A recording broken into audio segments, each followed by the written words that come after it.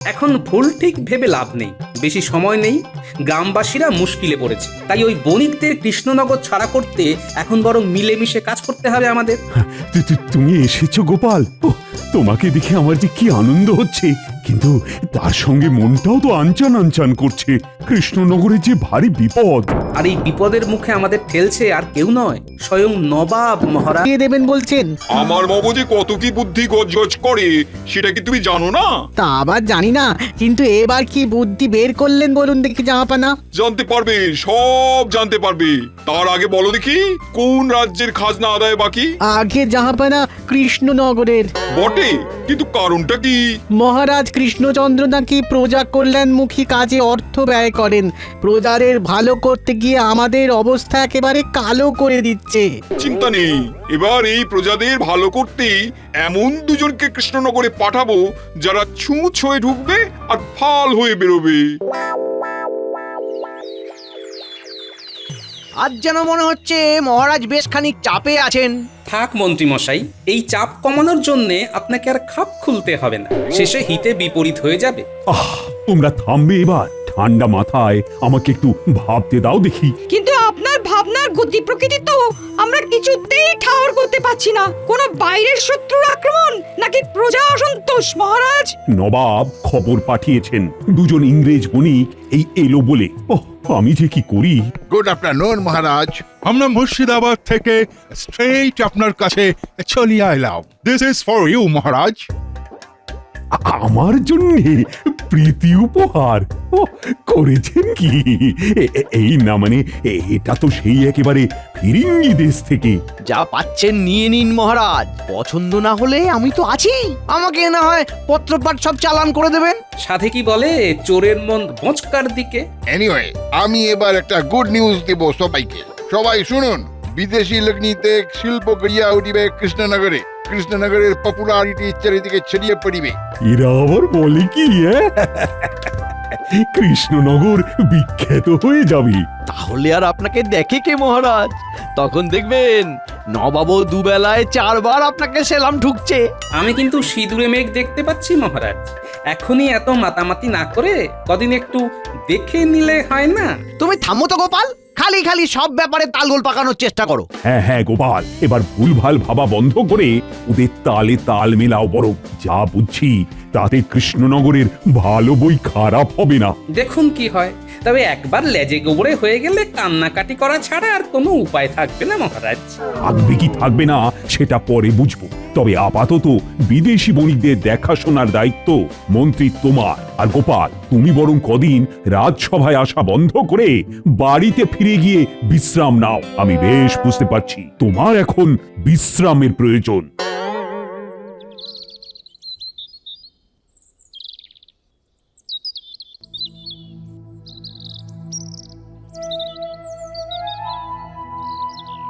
কই গো গিন্নি, কই দেখি কি রেধে বেড়ে রেখেছো, দাও দেখি। কদিন পরে খাওয়া দাওয়া আদৌ জুটবে কিনা কে জানে। ঘরেতে ঢুকতে না ঢুকতে খাই খাই করছো। বলি ব্যাপারটা কি বলো তো? আর খাবার জুটবে নাই বা কেন? না না না না, ব্যাপারটা তো আমার ভালো ঠেকছে না। তোমার ঠেকা ঠেকিতে আর কি হবে গিন্নি? ওদিকে মহারাজের সঙ্গে যখন ঠোকাঠুকি লাগবে তখন দেখবে কি একটা কেলেঙ্কারি হয়। এই কি হয়েছে খুলে বলবে নাকি বলবে না? তোমার চোখ মুখ দেখে মনে হচ্ছে মহারাজের কাছে খুব ধমক খেয়ে এসেছো। এই ঠোকাঠুকির কথাই বলছো নাকি বলো তো? আরে আমার কি হয়েছে সেটা বড় কথা নয় গিন্নি। কথা হলো মহারাজ বুঝতে পারছেন না, এর ওপর মন্ত্রী যদি ঘোলা জলে মাছ ধরতে যায় তবে অবস্থা আরো বিগড়ে যাবে। হায় হায় হায় হায়, কি সব উল্টো পাল্টা কথা বলছো গো তুমি? আমার যে সব গুলিয়ে যাচ্ছে গো। না না না, কিচ্ছু বুঝতে পারছি না, কিচ্ছু না।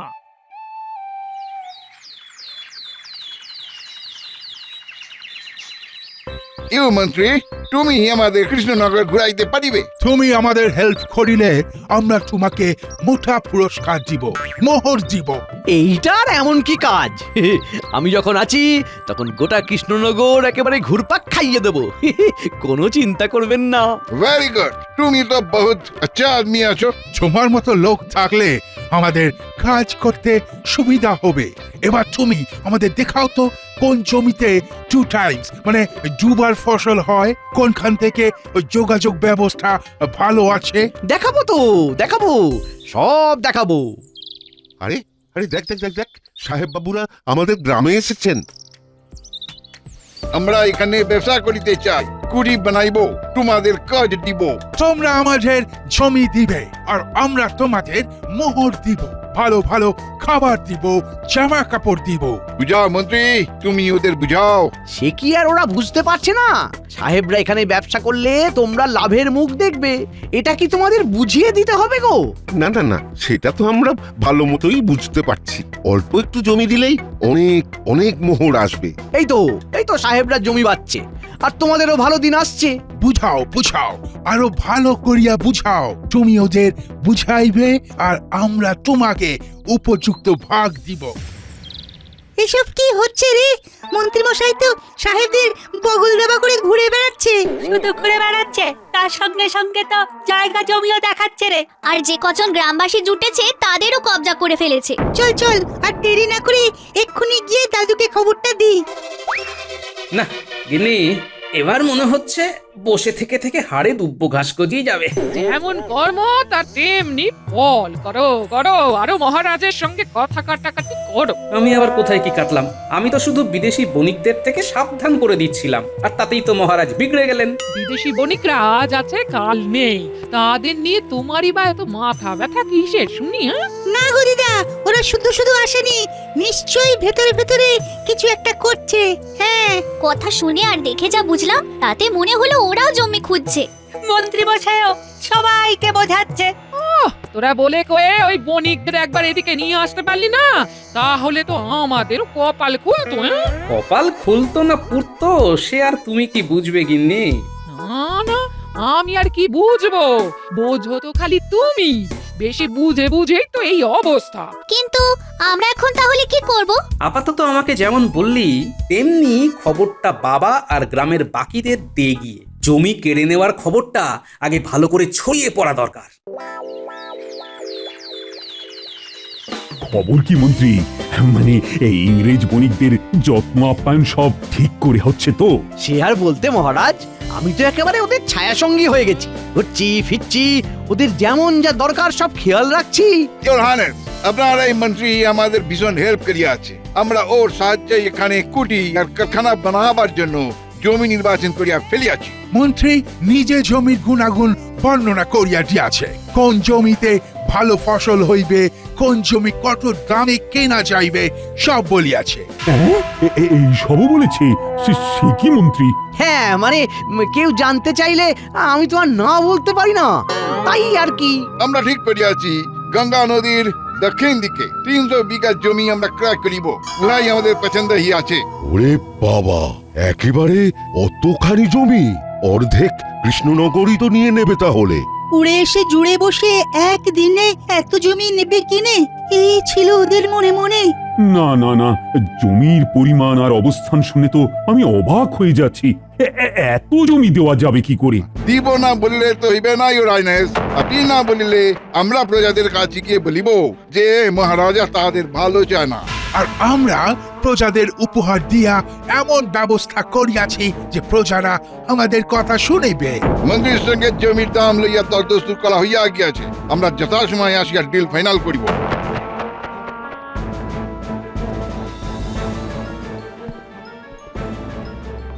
যা, ওরা তো চলে গেল, কিন্তু যা বলে গেল তাতে তো খুব একটা সুবিধে লাগলো না। আর কি করে লাগবে? কল যা খাটানোর সে তো মন্ত্রী খাটিয়ে দিয়েছে। নিজে ঘুরে ঘুরে সব ভালো ভালো জমি ওদের পছন্দ করিয়েছে। শুধু তাই নয়, সেই সব জমি সম্ভবত জলের দরে পাওয়া যাবে বলে কথাও দিয়েছেন, তাই না মন্ত্রী মশাই? না না না না, কাজটা কিন্তু তুমি মোটেই ভালো করনি মন্ত্রী।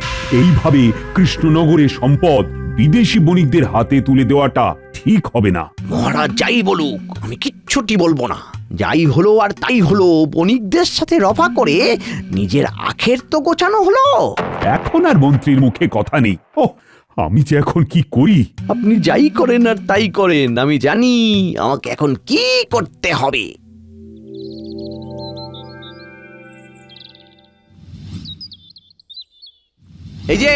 এই যে সবাই হাত গুটিয়ে থাকলে হবে না বাপ। বাঁশ গাছের শুকনো ডাল নিয়ে এসে পুরো জায়গাটা ঘিরে ফেলতে হবে। এই তো আমরা কাজে লেগে পড়েছি। একটু সময় দিন, ঠিক ঘিরে ফেলবো। তবে আমাদের যে মোহ দেবেন বলেছিলেন সেটা তো এখনো পেলাম না।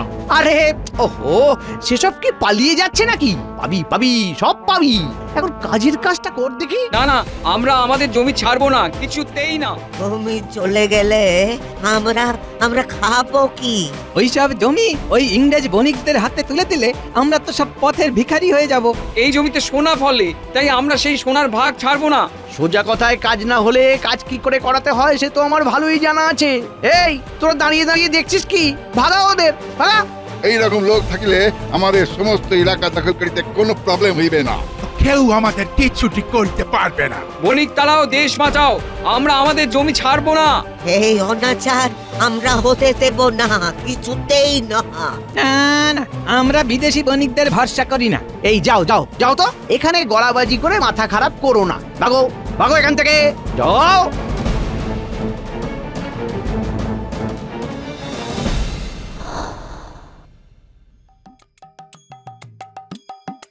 সেই তখন থেকে তো একভাবেই বসে রয়েছো, বলি এবার তো একটু নড়াচড়া করো। হ্যাঁ, করবো গিন্নি, করব, সময় এলেই ঠিক করব।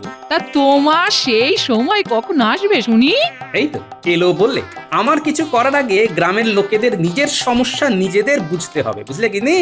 বুঝে গেছি গোপাল দাদা, আমাদের আর কিচ্ছু বুঝতে বাকি নেই। বিদেশি বণিকেরা ফাঁদে ফেলে আমাদের সব জমি কেড়ে নিতে চাইছে। কিন্তু আমরা আমাদের জমি একেবারে ছাড়বো না। ওদের ওদের কিছুতেই নিতে দেব না। মন্ত্রীমশাই যেভাবে দাঁড়িয়ে থেকে ভয় দেখিয়ে জায়গা ঘেরাচ্ছে, তাতে তো মনে হচ্ছে মহারাজের কাছে গেলেও কোনো লাভ হবে না। তুমি কিছু একটা ব্যবস্থা করো গোপাল দাদা, তুমিই আমাদের ভরসা। তোমরা চিন্তা করো না, দেশের মাটি মায়ের মতো, সেই মাকে ইংরেজ বণিকের হাতে তুলে দেব না। তবে সমস্যা হলো, মহারাজ না চাইলে আগ বাড়িয়ে কিছু করবই বা কি করে? না না, এই ব্যাপারটাই এখন আমাকে ভাবাচ্ছে, বুঝলে? এই ছোট মুখে একটা বড় কথা বলি, দেশকে রক্ষা করার সময় না মান অভিমানের কথা ভাবলে হবে না। আগে দেশকে রক্ষা করতে হবে, আর তুমি বসে থেকো না, বসে থেকো না। হ্যাঁ, কথাটা তো তুমি মন্দ বলনি গিন্নি। মহারাজ যদি এখনো বুঝতে না পারেন, তবে ওকে বোঝানোর দায়িত্ব তো আমাকেই নিতে হবে।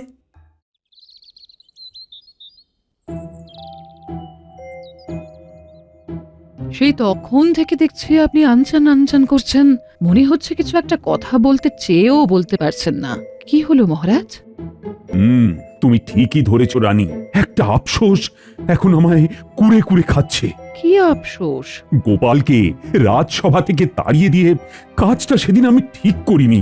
গোপাল থাকলে ওই বরং ইংরেজ বণিকদের তাড়িয়ে দিত। আসলে আমি ওই বণিকদের হাবভাব দেখে এমন অভিভূত হয়ে পড়লাম তখন। আমি জানি আপনি যখন নিজের ভুল বুঝতে পেরেছেন, তখন ভুলটা শুধরেও নেবেন ঠিক। তবে আমি বলি কি, এখন ভুল ঠিক ভেবে লাভ নেই, বেশি সময় নেই। গ্রামবাসীরা মুশকিলে পড়েছে, তাই ওই বণিকদের কৃষ্ণনগর ছাড়া করতে এখন বরং মিলেমিশে কাজ করতে হবে আমাদের। তুমি এসেছো গোপাল, তোমাকে দেখে আমার যে কি আনন্দ হচ্ছে, কিন্তু তার সঙ্গে মনটাও তো আনচান আনচান করছে। কৃষ্ণনগরে যে ভারী বিপদ, আর এই বিপদের মুখে আমাদের ঠেলছে আর কেউ নয়, স্বয়ং নবাব, মহারাজ নবাব। সেটা কি করে গোপাল? এটা বুঝতে পারলেন না? বণিকরা যে আমাদের কৃষ্ণনগরে আসছে, এই সংবাদটা কিন্তু আপনি নবাবের কাছ থেকেই পেয়েছেন। হ্যাঁ, তাই তো পেয়েছি। ওই বণিকরা নিশ্চয়ই মুর্শিদাবাদেই এসেছিল বাণিজ্য করতে। সেখানে যাতে কোনো অশান্তি না হয়, তাই ওদের দায় এই আপনার ঘাড়ে চাপিয়ে দিয়েছে। তাহলে এখন আমরা কি করব? তাই যেখানকার সমস্যা সেটা সেখানেই ফেরাতে হবে মহারাজ। হ্যাঁ হ্যাঁ, ঠিক বলেছ গোপাল। কৃষ্ণনগরে ইংরেজ বণিকদের অনুপ্রবেশ আটকাতেই হবে। কিন্তু বণিকরা তো আর এমনি এমনি যাবে না, আর ওদের নামে যে নবাবকে নালিশ করব সেটিও হবে না। নবাবের হাতও ওদের মাথার উপর আছে। কি করা যায় এখন?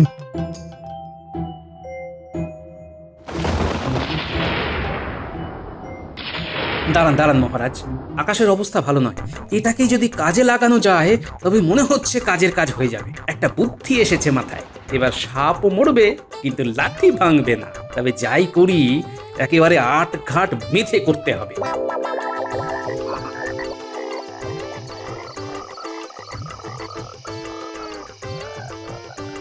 যাই দেখি ইংরেজ বণিকদের খাতির করার মতো কিছু হাতে গরম পাওয়া যায় কিনা। এই তো খোলা ময়রার দোকান খোলাই আছে দেখছি। আরে গোপাল দাদা যে বলি, আজ হঠাৎ মিষ্টি খেতে মন হলো নাকি? না না, ঠিক খেতে নয়, বরং খাওয়াতে মন হচ্ছে। সে ভালো ভালো ভালো, শুধু খেলে হবে, খাওয়াতেও তো হবে নাকি? হ্যাঁ হ্যাঁ, ওই ইংরেজ বণিকরা তো আর বারবার কৃষ্ণনগরে আসে না, তাই তাদের ঠিক মতো খাতির করতে হবে। দেখি টাটকা কি মিষ্টি বানালে দেখি।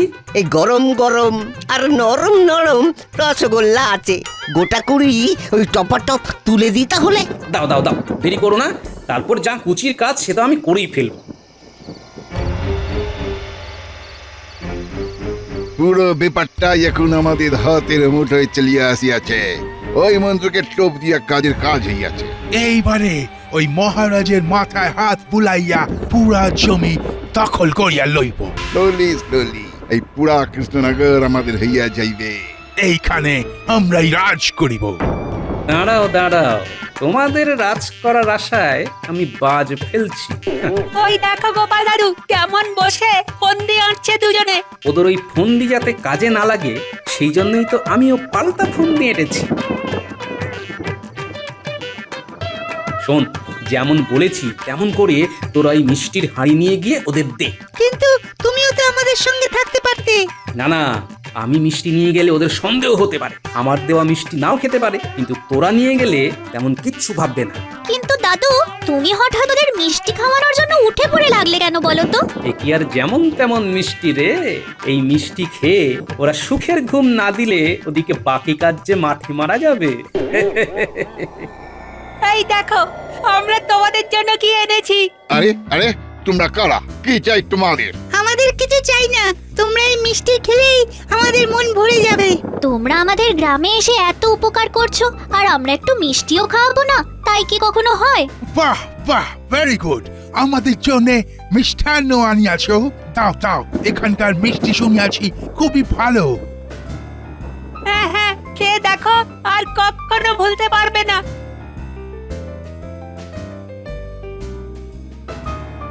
এই মিষ্টি খেয়ে এক্ষুনি ওরা ঘুমিয়ে পড়বে, আর এই ফাঁকে ওদিকের কাজটা সেরে ফেলতে হবে। ওরা জেগে থাকলে মাঠে গিয়ে কাজে বাধা দিতে পারত, এখন আর সেটি হবে না। এতক্ষণ নিশ্চয়ই আমার কথা মতো পুঁটির বাবা লোকজন নিয়ে কাজে লেগে পড়েছে। সবাই এক জায়গায় জড়ো না হয়ে চারিদিকে ছড়িয়ে পড়ো, সব দিকেই খুঁড়ে খুঁড়ে গর্ত করে ফেলতে হবে। কিন্তু এত খোঁড়াখুড়ি করে কি হবে গোপাল দাদা? নিজেদের জমি নিজেরাই খুঁড়ে খুঁড়ে নষ্ট করব? এমনটা না করলে যে নিজেরাই পরে গর্তে পড়বে। যাই ওদিকটায় কি করছে সবাই দেখি। এই যে গোপাল দাদা, যেমন বলেছিলে ঠিক তেমন করে খুঁড়ে রাখছি।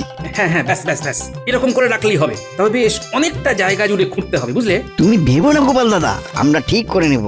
তুমি যখন আমাদের ভালোর কথা ভেবে এরকম করতে বলছো, আমরা কাজ গুছিয়ে দেব। হ্যাঁ, এটাই তো চাই। বৃষ্টি নামার আগে ঝটফট সব সেরে ফেলো। না না, তাড়াতাড়ি হাত চালাও সব। এই তো কাজ প্রায় শেষের মুখে, মোটামুটি যেমন যা গর্ত হয়েছে তাতে কাজ হয়ে যাবে তো। হ্যাঁ হ্যাঁ, তোমরা যতটা যা করার করো, বাকি কাজ প্রকৃতিই করে দেবে।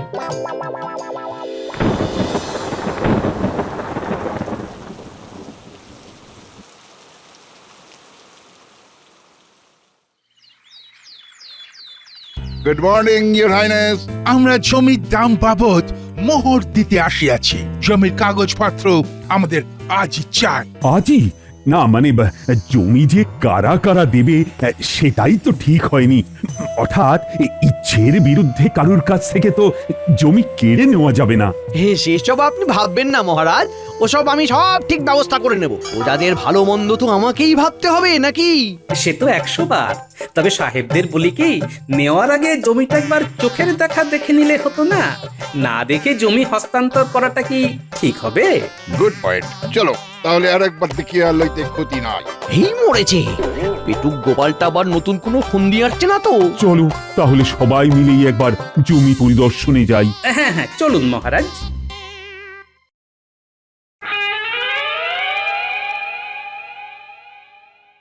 এই রে, এটা আবার কি হয়ে গেল? এমন তো ছিল না। আমরা তো এইরূপ জমি দেখি নাই। এই জমিতে কুঠি বানাইবো কি করিয়া? এটা তো তেমন কিছু নয়, বৃষ্টির জল জমে এইটুকু হয়েছে, তাও তো এখনো বন্যার জল ঢোকেনি। তাহলে আর দেখতে হবে না, সব ভাসিয়ে নিয়ে চলে যাবে। সে কি, এই জমি এরূপ? তবে মন্ত্রী মশাইয়ের কাজ আছে বলতে হবে, দেখে দেখে বণিকদের এরকম নিচু একটা জমি গছিয়ে দিয়েছেন। এইটা তুমি ঠিক করিলে মন্ত্রী। দাও দাও দাও, আমরা যে অগ্রিম তোমাকে দিয়েছি উহা ফেরত দাও। তাই নাকি মন্ত্রী? তার মানে ভেতরে ভেতরে এই সবও করে ফেলেছো তুমি? না মানে বিয়ে, আমি তো মানে মানে এক্ষুনি সব বের করে দাও বলছি, বাকি ব্যবস্থা পরে হচ্ছে তোমার। তুমি মোহর ফেরত না দিলে আমরা নবাবকে বলিয়া তোমাকে হাজতে ভরিব। দেখলেন মহারাজ, আমার ষষ্ঠ ইন্দ্রিয় ঠিক নবাবকে বলবে, মানে নবাবের সাথে এদের যোগ আছে। তাই তো দেখছি। তবে এরকমই চোটপাট নবাবের ওপরও করুন গিয়ে সাহেব, কারণ ব্যবসা করার সেরা জায়গা তো মুর্শিদাবাদে, গঙ্গার তীরে। নবাব সেটা দেবে না বলেই আপনাদের এখানে পাঠিয়েছে। ও তাই নাকি? তবে তো নবাব আচ্ছা চাল চালিল। না না না না না, নেভার, উহাকে ছাড়া চলিবে না। আমরা এক্ষুনি মুর্শিদাবাদে যাইয়া ওখানে কুটি স্থাপনের ব্যবস্থা করিব।